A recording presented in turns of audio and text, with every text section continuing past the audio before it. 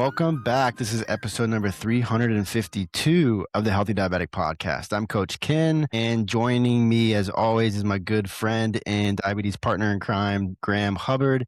If you don't know much about our story, we're two type 1s who have over 50 years of lived diabetes experience. We talk about everything and anything diabetes on this show, and we hope to inspire you to think differently about how you are managing your diabetes. Before we get started, please remember that nothing that you hear on this podcast should be considered medical advice or otherwise. Please always consult your medical team before making any changes to your diabetes management. All right, Graham, what's up, brother? How you doing? Yeah.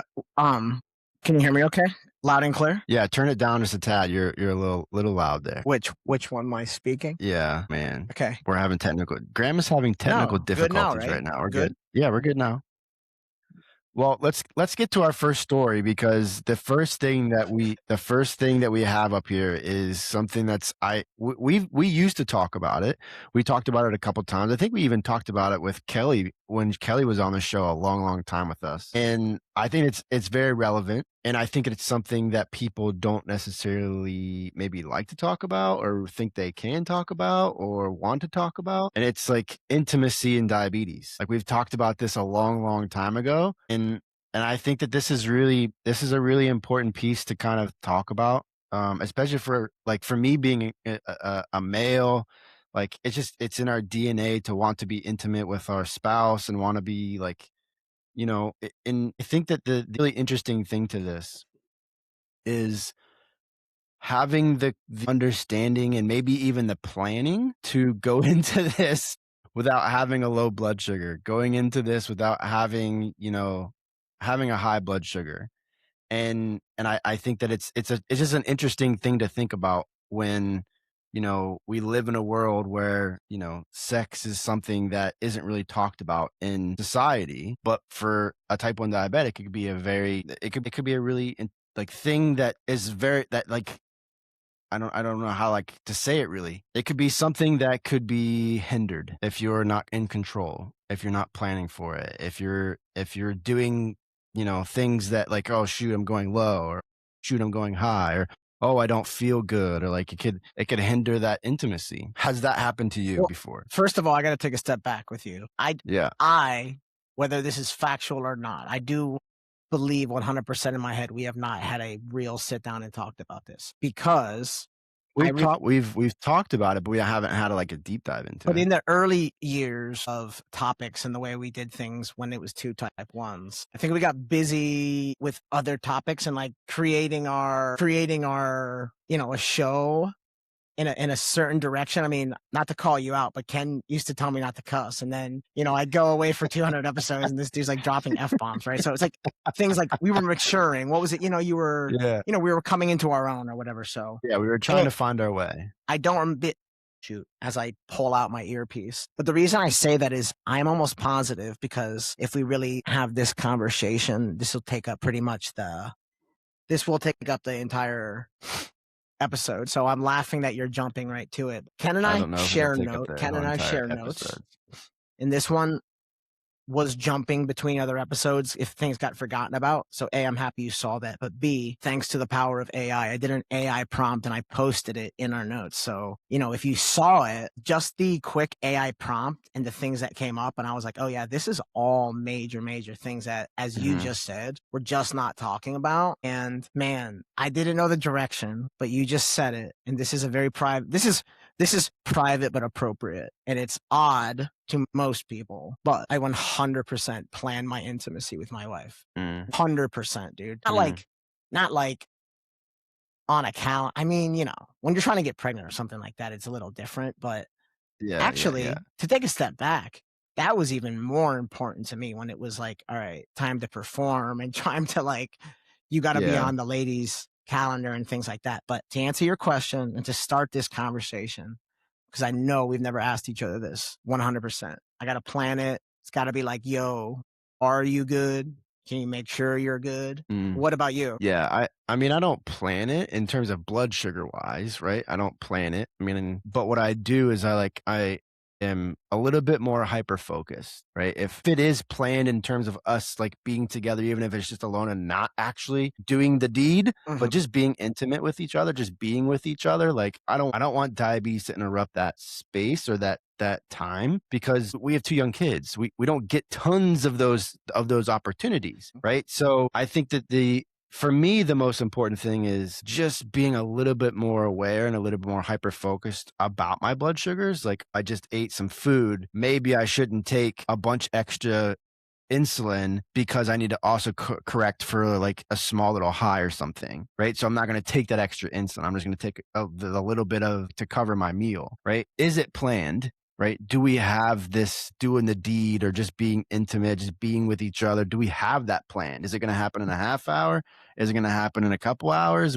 What's going on?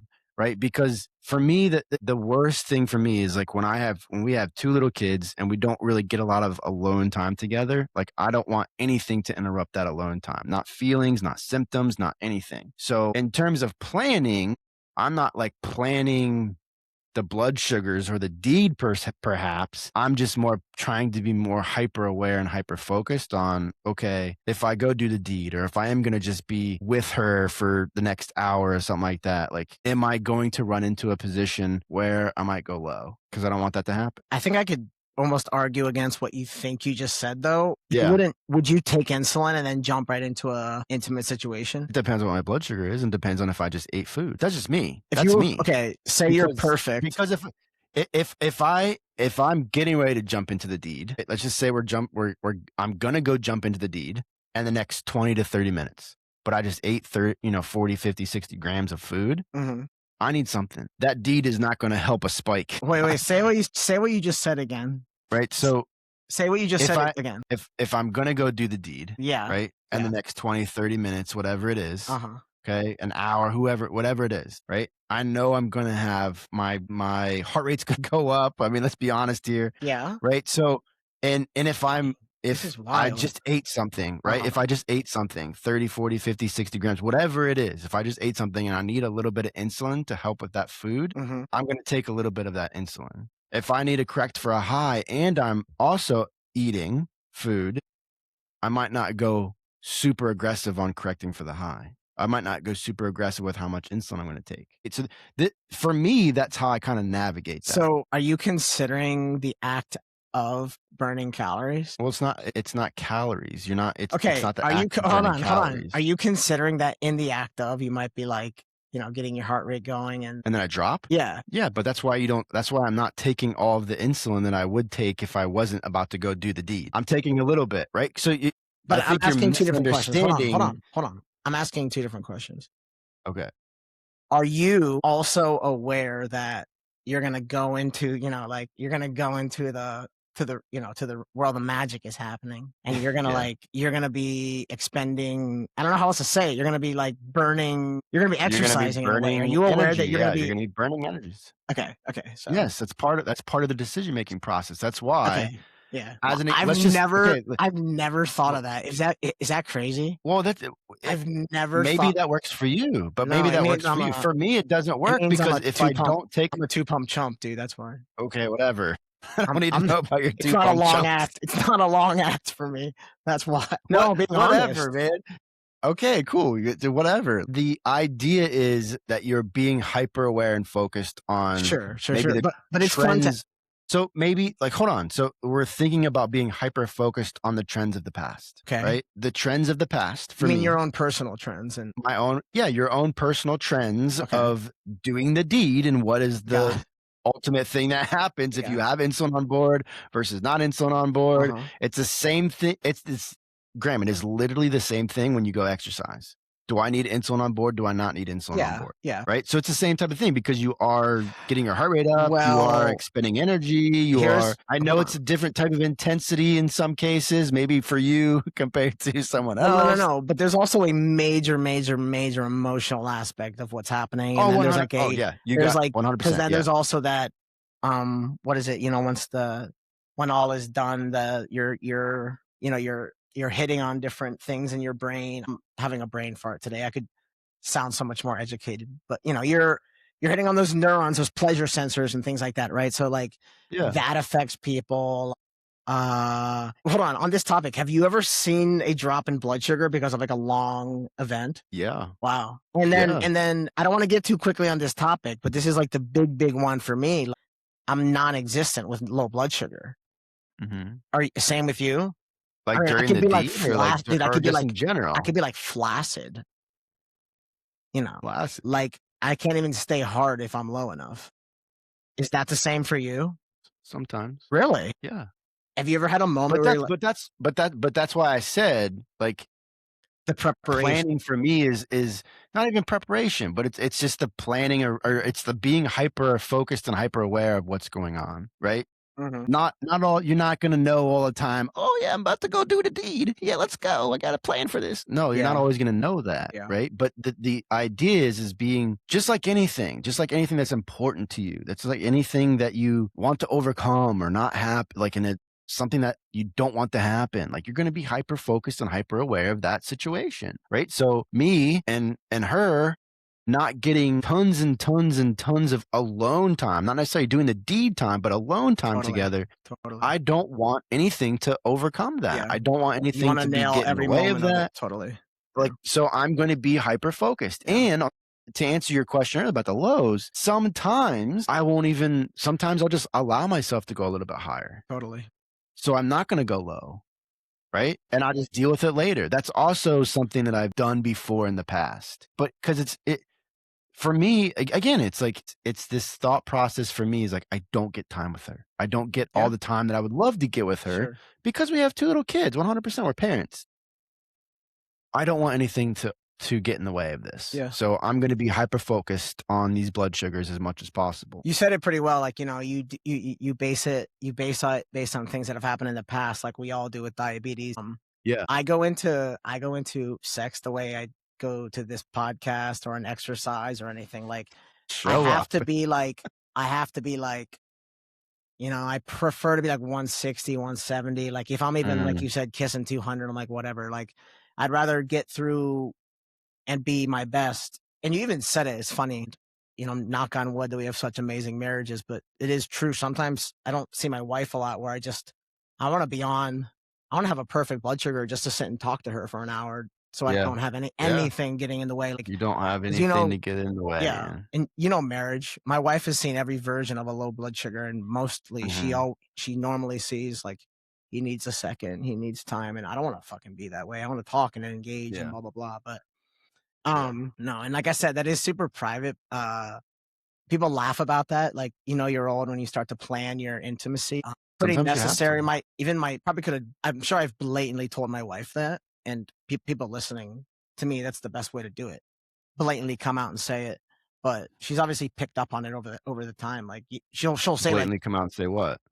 Like, yo, I can't just. It's kind of difficult for me to just jump in sometimes, because then it's always low. I mean, I don't know. So this is the other thing I would ask is like, could you be so high that you couldn't get erect? Me, no, because remember, I don't have any symptoms when I'm high. It's only symptoms. Could you be when so I'm high low. that you feel like just such like shit that you're like, it's the last thing on your mind? Wow, that's crazy. Nope. Remember, I could be I literally could be 400 all day long and feel like $1 million.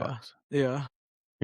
Maybe I might not feel very good if I go into DKA by staying up there all day, but like I only have symptoms when I'm low. So knowing that, again, looking at trends of the past, knowing that, I'm okay to be a little bit higher. Now I don't want to be at 200. I might take a unit or something like that to cover for a 200, knowing that that's just barely going to bring me down. But again, it's what do you have to do to be able to not just be yourself and perform in that situation, but also enjoy it and not be pissed off about, dude, okay, now my phone's beeping every 5 seconds because it's saying I'm low. Yeah.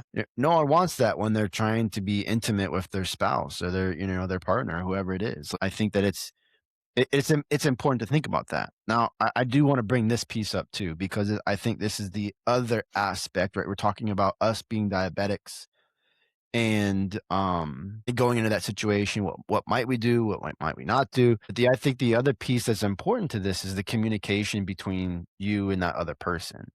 The times that I've been either just wanting to be a little intimate or wanting to do the deed or doing the deed because she knows me we've had conversations, because she's always looking out for me, she'd never get pissed off if I had a low blood sugar. She'd never get pissed off if I couldn't perform. Ever. Ever. She would literally just say to me, go take care of it. That's it. So in the grand scheme of things, when we think about the anxiety of I can't perform in that situation, or I'm being intimate and just having a conversation with this person, and I don't want anything to get in the way, but my blood sugar's low or my blood sugar's high, like that's all internally for us. Like if you've communicated with your partner, if your partner understands you and understands diabetes, and you've created great boundaries together, that shit isn't going to matter to them. It's your internal struggle of not being able to do that, right?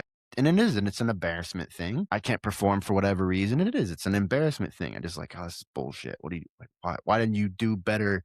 Why didn't you do a better job at being more focused on making sure that this doesn't happen? Right? Those are the stories that I tell myself in that moment. But at the end of the day, I can't do nothing about it, right? Just go take care of it, and if you still got time to get down, then get down. If not, I'm still going to try to spend as much time in the space of intimacy as possible. Yeah. So something else, stay on this, kind of change the subject, but you hit the nail on the head, and I always kind of want to ask you this. I feel as though your ability to get erect and stay hard, I think science will support that. It's a really good indicator of your immune system and how healthy you are and this and that. And, people talk about inability to perform or delayed ejaculations, ED, things like that. I think there is something to be said though about being a trend that might be happening like that, like inability is to get up and stay up, where that's something that people really, really, really should be paying attention to. I know weight issues lead to that. We talk about GLP-1 and type 2, but like there's a major, major, major correlation with ED and pre-diabetes. It's like it's a pretty common early sign that gets men in the door. Did you know that? I mean, I've heard about this. I don't know tons about it, and I haven't read a lot of research on it. But I think the most important thing is like if you see something again, that's a trend of something that's going on, regardless of blood sugar, then that is something that you 100% should go get checked out. Yeah. I guess it's just the things that we talk about. I think you've said yes. I pay attention to how my hair grows and my nails and how my skin repairs. And, I don't know how it'll feel. I mean, I'm 40 now. Like, I'm sure you lose interest the older you get. But, I've heard stories of men that go like months and they're like, yeah, they're like, I haven't gotten hard or single time or ejaculate. I'm like, bro, like, you're still a man, like you probably should go, and it often leads to, like I said, and I had read this somewhere that it is one of the number one reasons that get the wife will be, because I hate to admit this, but we're still in that generation where the men are like, yeah, my wife told me. The wife will say like, dude, like I want to get banged out for lack of a better term. Henry won't go to no, but seriously, Ken, like, so maybe it's just something to be said about I'm very proud of our community because I think we're on top of things like that, and I do feel for the people that aren't. Like I said, it's something like I said, ED gets you in the door, and all of a sudden you find out your A1C is 12, and you're a year away from like losing a toe or whatever, and that's just it's just a major. Maybe there's extremes like that. I haven't heard like extremes like that. I think that there's a lot of other things hormonally that goes on with ED, than just than just blood sugar. I'm not even sure if you have ED, you have blood sugar problems. ED is a hormonal obviously thing. It's not what I said. You listen to taking out of context. No, I know that's not what you said. I'm just bringing it up because you brought ED up, and like everyone, especially guys, like we all understand what that is. But I think the other interesting piece is like when you think about a female, I think the hormonal piece and like having type 1 diabetes and hormonal displacement, hormones all over the place, dealing with cycles, dealing with perimenopause, dealing with all these things, like, and having the female that, doesn't really feel like getting down. Like that's also a challenging thing for that individual. And like my heart goes out to that individual too on both sides of it. So it's a hard piece to swallow because it is a type 1 diabetes is a hormonal condition. Because insulin's a hormone. We don't produce insulin. That's a hormone. And all of the other things that are dysregulated because of type 1 diabetes. So many other hormones are dysregulated in some fashion because of type 1 diabetes. So it's no wonder that, people don't want to be intimate. or people can't be intimate. And I think that's for me that's why it's such an important piece because I love intimacy with my wife. I love it. Not just talking about the deed. I'm talking about just being with her. Mm-hmm. It provides me with such a safe emotional security Sure. that I've never had in my life. Yeah. Till I met her. I never had that amazing security emotionally until I met her. So I don't ever want that to go away. Even when I'm 90 years old and barely walk, and like I hope I can walk around. Like I hope I can still do the deed at 90 years Sure. old, at 80 years old, right? That's because I love the intimacy part, just being with her. It brings so much joy to me. Yeah. As we talk, it's pretty obvious, it's just this is a private topic, and then there's religious connotations to it, and there's, so it is the word intimate, as in being, with a person. So I guess maybe in conclusion, I would just, as I said, it might be personal, but it's definitely another device hanging off your body that you should be paying attention to that is alluding to your health. I just think what I've come to learn and read and see a lot about it is just it is certainly horny means healthy sometimes, it doesn't, it's a good thing. It means your veins are pumping.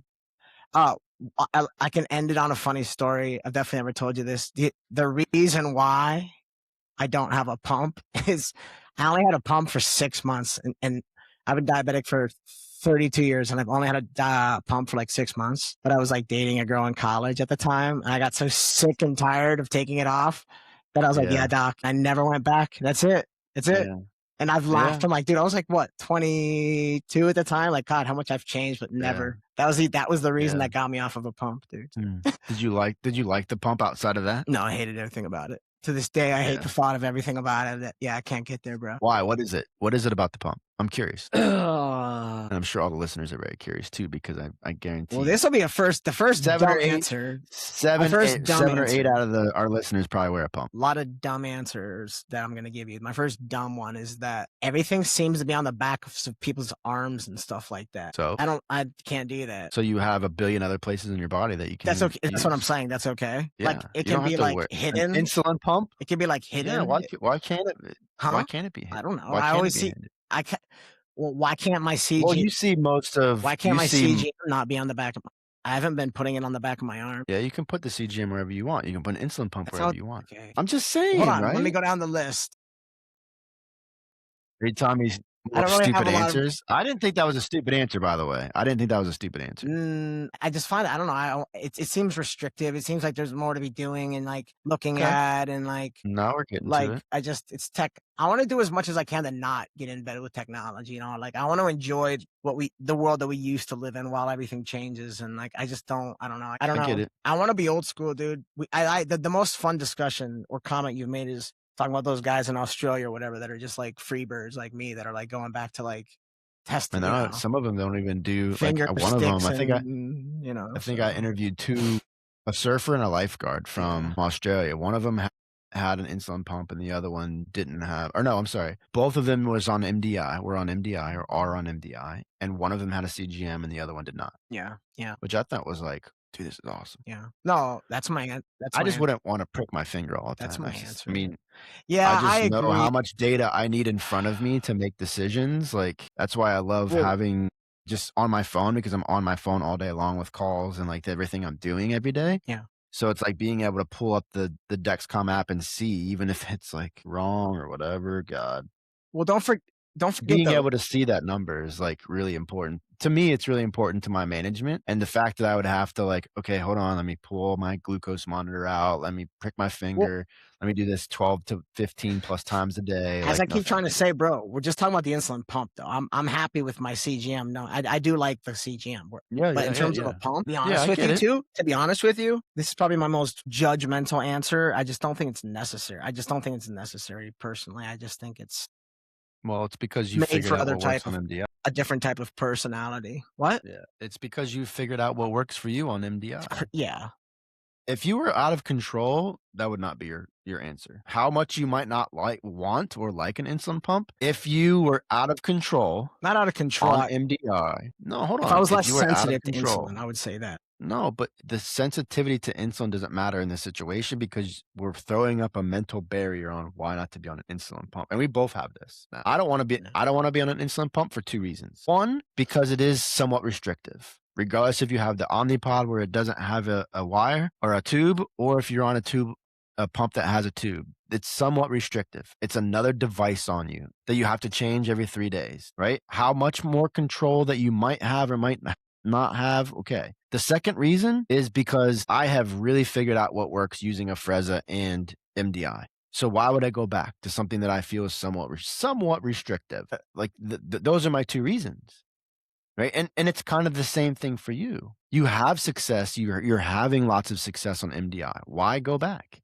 Unless you want to, right? There might be a time where I'm like, you know what? I'm gonna go back to a pump. I just want to try it out. Just see how it works. I haven't been on it for a while. Probably need to be up on the technology. Every technology is always changing, especially in the world that I live in with supporting people and their diabetes. Like, let me get back on more technology or whatever, just to kind of for a couple months and just to reiterate myself. Yeah, totally. But I'll always come back to MDI because now I'm like the best A1C I've ever had, best blood sugar stability I've ever had, like just on injections. Yeah. So I'd say it really is this whole process. Everything with diabetes is all about your perspective, and it is all about how you choose to navigate and manipulate your blood sugars. Yeah. If you have more ease doing that with an insulin pump, by far, go get on an insulin pump. If you want to try to do it on MDI, go try to do it on MDI. If you're like us and have figured it out on MDI, do MDI. Let's go. I was gonna say what rocks is splitting up my basal though, man. Yeah. That's crazy, man. Like, and I mean, it turned out that I'm taking the exact same as I used to, so I'm still taking very small amounts. But get a little bit more coverage duration. on what? You get a little bit more not duration, coverage. It's like coverage on top of coverage. You know what I'm saying? Like, it's like, well, yeah, so you get more coverage. Yeah, but I see it almost as like, you know, you get out of the shower and you wrap a towel around you, and this is then someone comes and throws a giant robe around you. You know, like you're covered up, but then you got like a bunch of, and it's not, and luckily for me, it's not a lot. You know, I take 5 units twice a day, so it's not enough to like crash you either. You know, it just keeps you regular. Yeah. But I'll tell you what, if you miss it, you're okay, but you got to get back. You got to stay on that. That's the hard thing. I do feel like I'm taking insulin all the time, you know, so. Yeah. Hey, this is kind of fun because we got some extra time and we're talking about something interesting.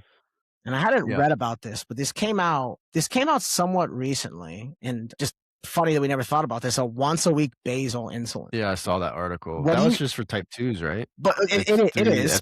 But let's play with it. It is could be at this article from a month ago said could be a game changer. So this is something that we will need to dive into and learn a little bit more about. What do you think about that? What do you think about these insulin companies that are almost making a good push against the pumps and the things like that? Like, obviously this is what that is. That's what Afrezza is. This is, you know, it's a little bit more like what I'm saying. It's in what you've said, it's refining the power of the insulin.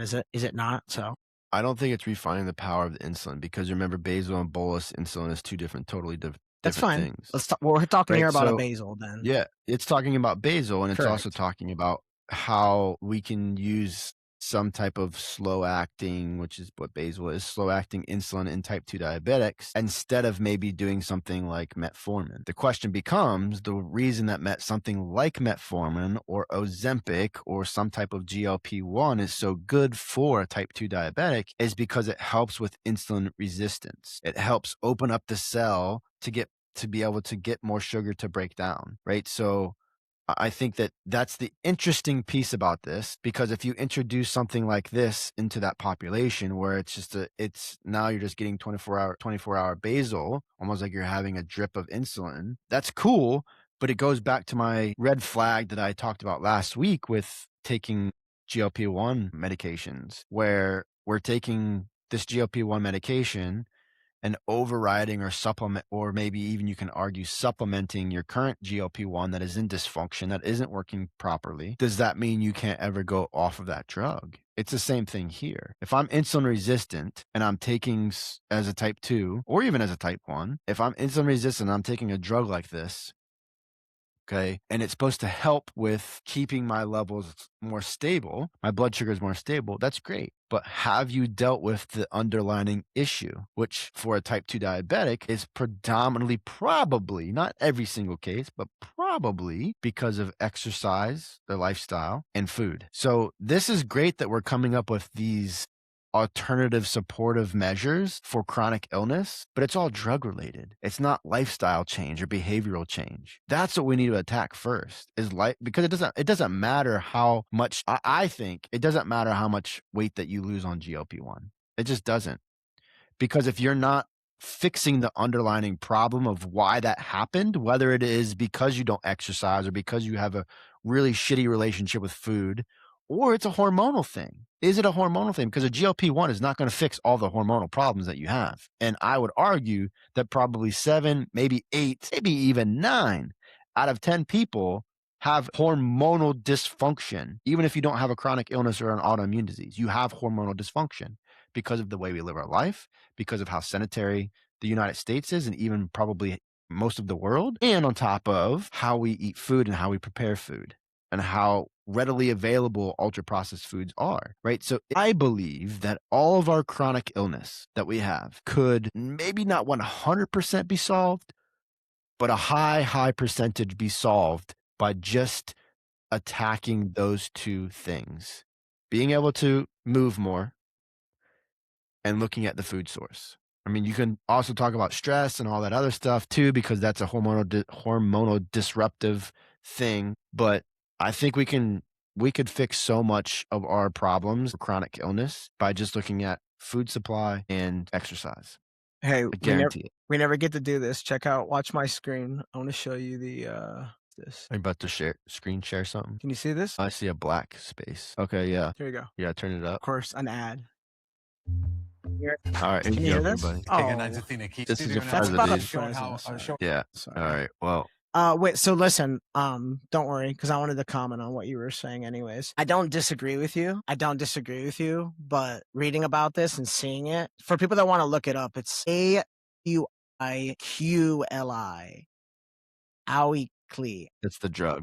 Awiqli. Yeah, dude, that's cool. Awiqli. I like that. But, and I hadn't thought about that, like what you're saying, that it's just kind of the same schedule as the GLP-1. It's not, though. It is insulin. It's not the same schedule, no. And it is a little bit different, but it is. It's just you're talking about two different. You're talking about two different hormones, though. That's Hear me out. If I was severely overweight and I had type 2 diabetes, my end goal is to get rid of the diabetes, right? Mm-hmm. If I got rid of and reversed my diabetes, but to be the best version of me, it required a once daily pill or something. Is that really a problem for people? So it's either like, hey, you've put all this work in and you've come so, hold on.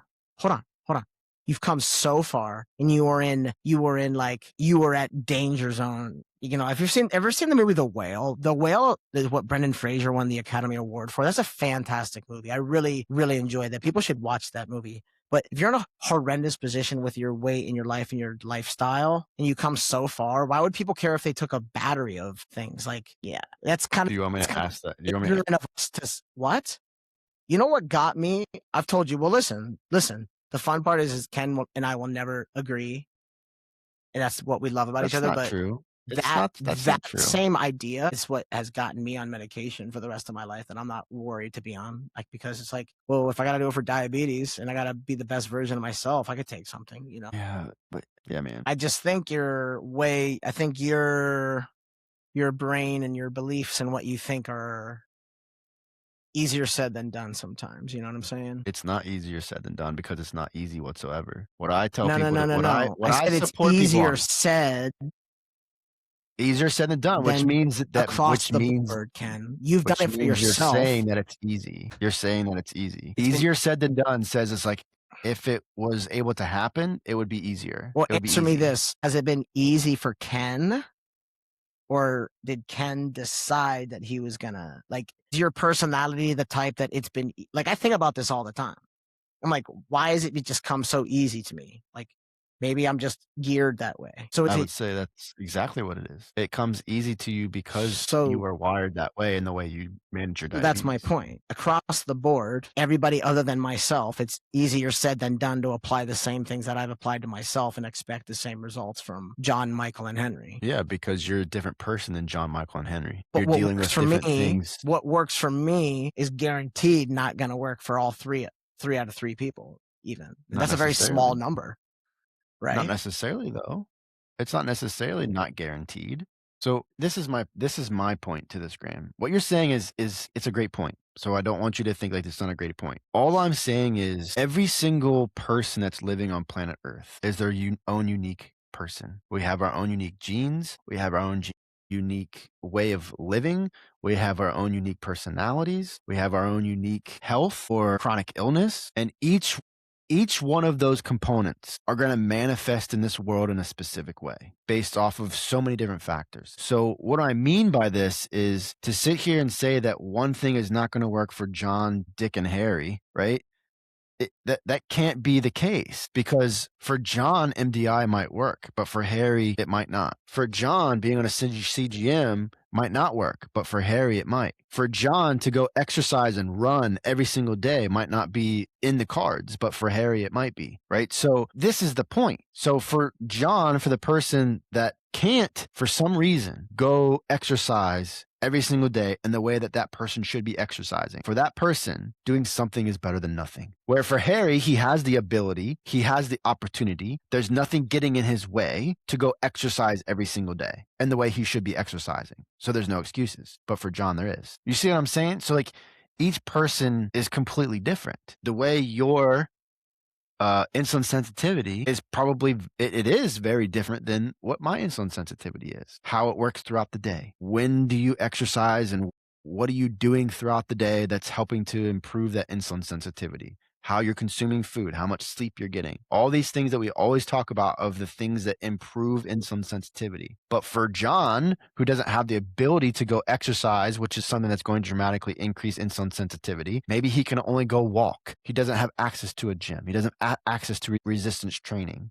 He has to just walk. He has bad knees. He can't do squats all day long. He can't do push-ups. He can barely walk up the stairs. That's a limitation to something that that person should be doing every single day that we always talk about. So we have to find a different way. So doing something is better than nothing. Doing something is going to help insulin sensitivity. And then John needs to be hyper-focused on the other things that could improve insulin sensitivity, like getting enough sleep. There shouldn't be anything in John's way of getting more sleep, or trying to get deeper sleep, being hydrated. There's definitely nothing in our way that I can think of off the top of my head that is going to keep someone from trying to be hydrated every single day, right? Like there's things that we can do every single day, eating better food, even eating better quality food. There's things that we can do every single day that's going to help with our diabetes. And this is completely outside of talking about dosing and strategically understand how to make diabetes decisions. It's completely away from that. There's 100% things that we can do every single day. And that's why I think that, like, what you're saying is,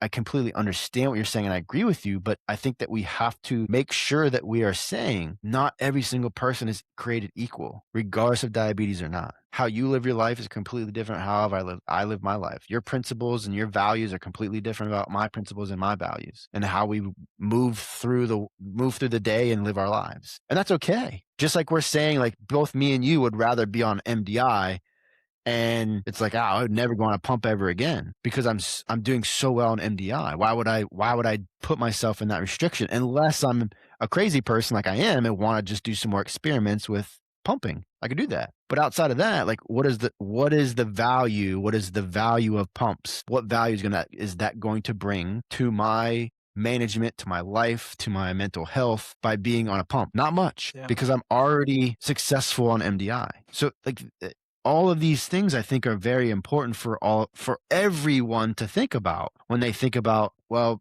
Ken does this, so I should do that. Graham does this, so I should do that. No, just because I do it doesn't mean you should do it. You can try it. But just because we do it doesn't mean that you should do it. It doesn't mean that that is the only way, which is why I love diabetes, because I'm telling you, this disease would be really fucking boring if there was only one way to manage your blood sugar.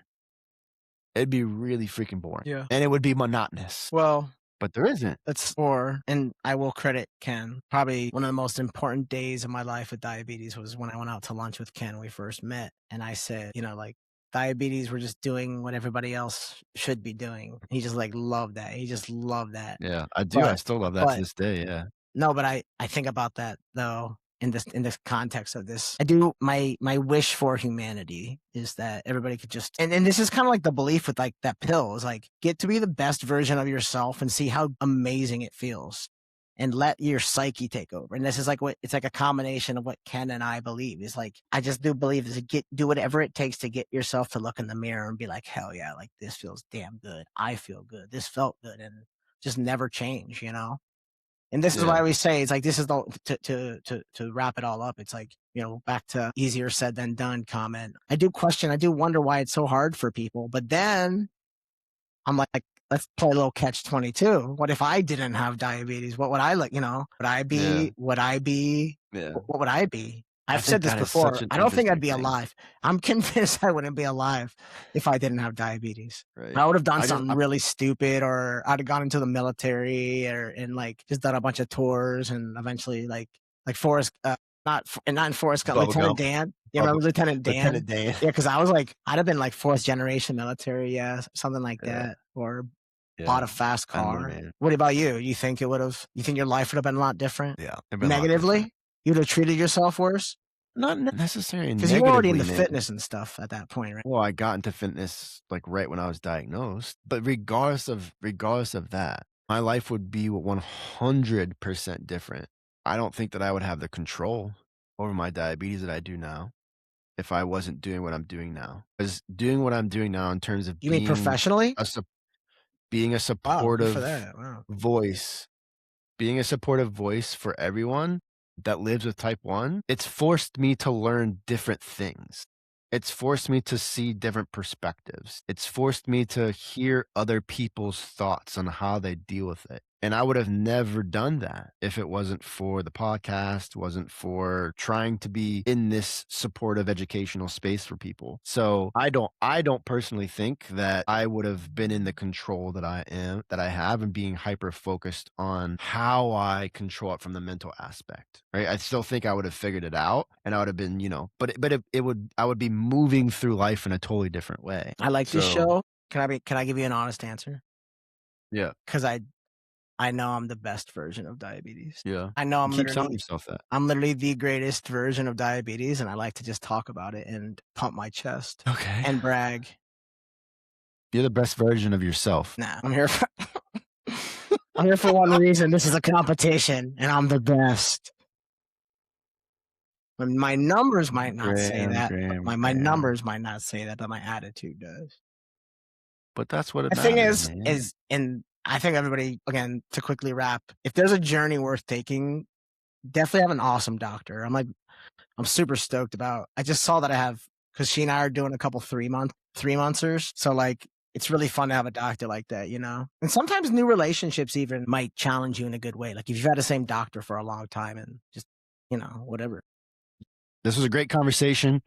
I'm glad we got to check off intimacy and diabetes has been up on our notes to talk about here for a couple weeks. So I saw it. I was like, yep, we're going to dive into this. So I want you to take one thing away from this intimacy diabetes piece. The biggest thing I think is communication. I think that has to be the number one. So you, your spouse, your partner, whatever it is, communicate about whatever that is, about being together, about what it means for both of you, what it means to be intimate, what it means to go do the deed. And then also you as the diabetic, have the conversation with that person about low blood sugars, about the signs. Because if you're newly in this relationship, that's a very important piece for building a strong foundation. One of the things I wish I would have had a great conversation with my wife at the very beginning was my signs of being low. So many of so many people I talk to too, diabetic, one partner is diabetic and the other one is not. There's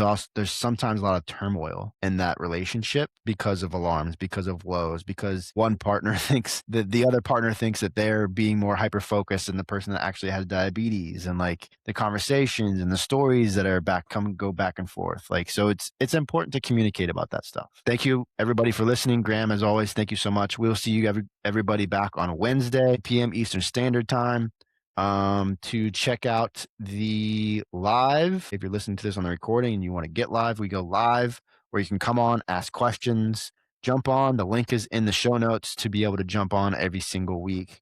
Remember, Monday and Wednesday at 2 p.m. Eastern Standard. Thanks so much, everybody, and we will see you next time.